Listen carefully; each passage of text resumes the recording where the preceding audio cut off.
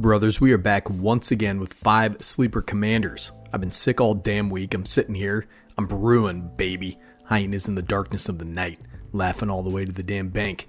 Now we gotta be budget conscious. So all of these are pretty cheap. Bulk price under $2. I gotta look out for the wallets out there. And all my content is free. So subscribe to the channel, dude. And if you want an extra premium experience, hop in that Patreon.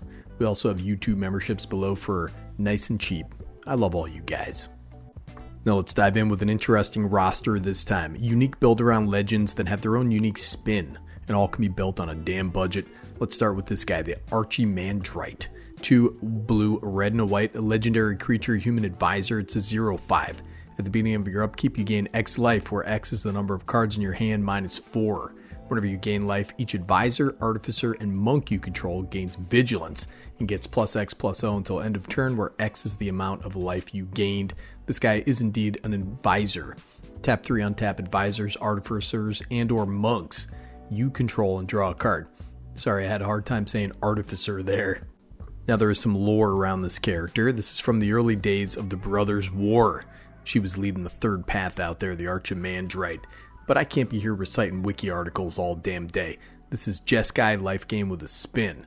We got some unique creature types here. Advisors. There aren't really that many advisors out there that are pretty useful in Commander. It's nice that Shram is an advisor though. He's a cool fella. But the advisors here are all kind of different things. Now Artificers is a pretty interesting creature type, although they pretty universally deal with artifacts and have no intra-tribe synergy. Although Fairy Artisans is an artificer and is generically pretty useful and has evasion. That's kind of what you're going to be looking for with this deck. So is this guy Satya, the Aetherflux Genius. So that's 4 mana, it's a 3/5, has menace and haste. Whenever he attacks, create a tapped and attacking token. That's a copy of up to 1 other target non-token creature you control. Then there's some energy stuff there. But I don't really care about the energy, man. This fella is going to be attacking with the Archimandrite at the helm. Because that's the kind of the point of this commander, dude. Get your dudes big and attack. And that's where the monks come in. You have cards like Monastery Mentor, Rock's Faith Mender for that lifelink, Narset, Enlightened Exile, and Enlightened Master too, man. Keep in mind, the Archimandrite's ability doesn't specify non-token. All those little monk tokens you're making get that pump too, man. Now I did mention some lifelink creatures, but you don't want to be gaining life from combat damage unless you also have double strike or additional combat phases. Take True Conviction here for example. Truly nasty, game ending in this deck. 3 white, white, white. For an enchantment, creatures you control have double strike and lifelink. Crazy card, man. Even if you get down a Drogskull Reaver, which is crazy in this deck too, you're dealing the first strike damage before the regular damage. So the rest of your monks and advisors and artificers are getting that pump from the commander. And white, of course, has plenty of ways to gain a huge amount of life in little bursts. I mean, this is kind of a crappy one, but one of the first ones I saw, Dazzling Reflection. 1 and a white for an instant, you gain life equal to target creature's power. The next time that creature would deal damage this turn, prevent that damage. This can target an opponent's creature, some big fatty out there. Then suddenly you're up 6 life and cleared out a blocker, and all your guys are big pumped. Tremendous. I don't know why this card isn't more popular. It's like 13 cents, man. Maybe because it looks like Michael Jackson. Bunch of haters out there. Me. Our list is a scientifically formulated commander called Judith Carnage Connoisseur. 3 black and a red. Legendary creature, human shaman. It's a 3/4. Whenever you cast an instant or sorcery spell, choose 1. That spell gains Death Touch and Lifelink, or create a 2/2 red imp creature token with when this creature dies. When this token dies, it deals 2 damage to each opponent. Fantastic, man. This card's super powerful. So that first option turns every little pinger spell you cast into a damn board wipe. With old Judy out there, you cast End the Festivities for 1 red mana. Deals 1 damage to each opponent and each creature and planeswalker they control. All of a sudden, it's Death Touch, man. The tricky part about Judith here, besides the fact that she's wearing a fancy hat and a come hither smile and those nice boots, you know what I'm saying, is that she's 5 mana. You can build this with just instant sorceries and ramp, but then you're not doing too much until turn 4 or 5. Judith is just kind of sitting there in the command zone. Now you can make up for that with some bigger ramp spells or permanents that augment your strats. Cards like Gutter Snipe, Pyrobrand Archer, Fire Spitter Whelp. You also have some rituals like Dark Ritual, the darkest of rituals, man. Those little imps dying and pinging all opponents for 2 damage is dope. So you want ways to sacrifice them at will. Yahenni, sack outlets like that are great, but so are the deadly dispute type effects. Look at that little kid checking out that dude's pulse, man. That's CPR, baby, and that's medical attention, and that's better commander, dude. Anyways, I did build a $25 deck list for your perusal, so check that out. Coming in at 16 cents, number 3 here, Cirdan the Shipwright. Probably saying that wrong. It's probably like Cirdan or something like that. 3 green and a blue, legendary creature, Elf Noble. It's a 3/4, has Vigilance, Secret Council. Whenever this guy enters or attacks, each player secretly votes for a player. Then those votes are revealed. Each player draws a card for each vote they received. Each player who received no votes may put a permanent card from their hand onto the battlefield. So this card is just a huge mind game. Mind F monster with that cool art. That's it, man. You build your deck so that you're flopping out huge creatures and ramping out of control. Plenty of big fatties that draw you cards too, like Sphinx of Bethune, Lord of Change, awesome cards. Listen, while we're here, this card is $2. I want to talk about it. Kodama of the East Tree. So this is 6 mana for a green boy. Legendary creature spirit. It's a 6/6 with a reach.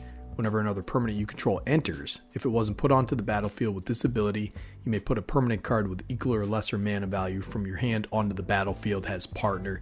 Pack your deck with value monsters like this. Lordy lordy.